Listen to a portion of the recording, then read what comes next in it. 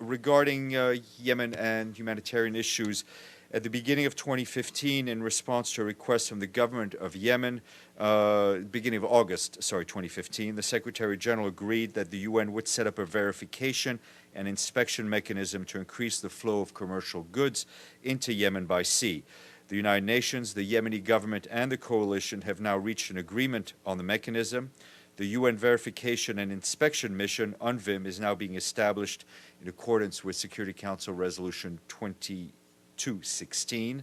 UNVIM will apply only to commercial imports. Shipments from UN humanitarian organizations, the International Committee for the Red Cross, and the International Organization for Migration will not be subject to verification.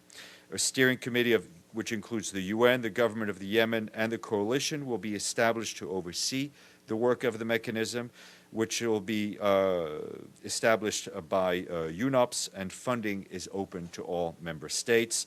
Meanwhile, aid agencies are providing medical supplies to hospitals, treating people wounded by yesterday's mosque bombing in Sana'a. According to the World Health Organization, 32 people were killed and about 100 wounded in the attack, and I do expect a statement a bit later on. Yeah, on the attack yesterday on the mosque in Sana'a, also coincided with many aerial attacks from air. 32 people were killed in the mosque and more than 90 by suicide bombers. Do you have any statements on that? No, as I said, we expect a statement from the Secretary General, but obviously these types of attacks are to be condemned in no uncertain words.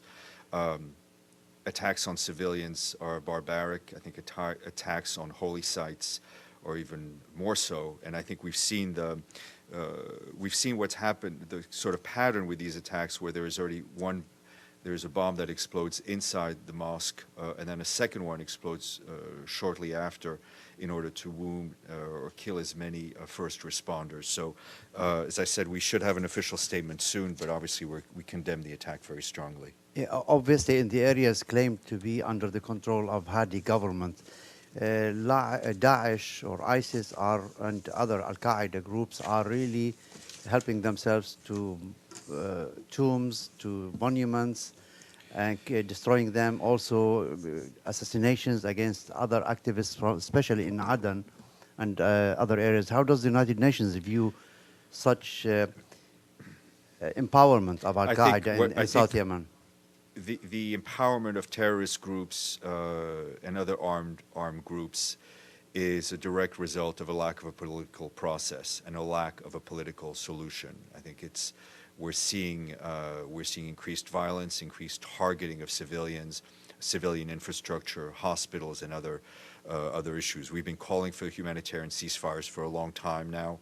The Secretary General's Special Envoy, Ismail Ul-Sheikh Ahmed, is continuing his shuttle diplomacy. He was, as you will recall, in Muscat not too long ago to talk with representatives of the General People's Congress, as well as, and he is now in Jeddah, also continuing his meeting. So I think the destruction of Yemen and the downward spiral that we're seeing just should encourage all concerned to redouble their efforts and join the political efforts.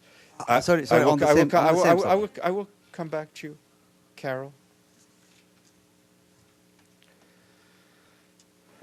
Also on Yemen, Stefan, can you the mechanism that you announced for inspection of commercial ships? How quickly will that be set up, and when can we expect that to start? The first part of setting up such a mechanism is the